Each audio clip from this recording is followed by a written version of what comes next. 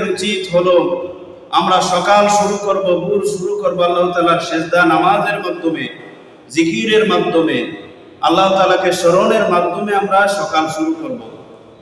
হ্যাঁ, আল্লাহ রাসূল সাল্লাল্লাহু আলাইহি সাল্লাম সুন্দর একটি দোয়া শিখিয়ে দিয়েছেন, যে দোয়ার মাধ্যমে সারা দিনের শুকরিয়া আদায় হয়ে যায়। সুবহানাল্লাহ।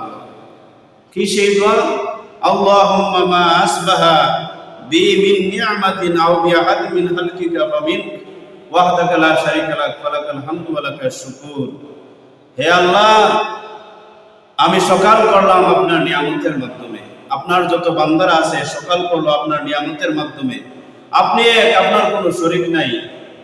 হে আল্লাহ, সমস্ত প্রশংসা আপনার, সমস্ত কৃতজ্ঞতা আপনার। সুবহানাল্লাহ। আল্লাহ রাসূল বলেন এই দোয়ার মাধ্যমে তার সারা দিনের শুকরিয়া আদায় হয়ে যায়।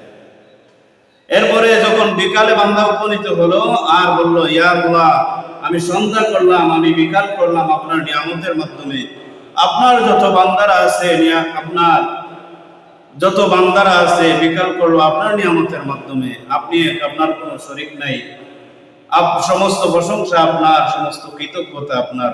আল্লাহ রাসূল বলেন সারা রাতের শুকরিয়া আদায় হয়ে যায়। সুবহানাল্লাহ।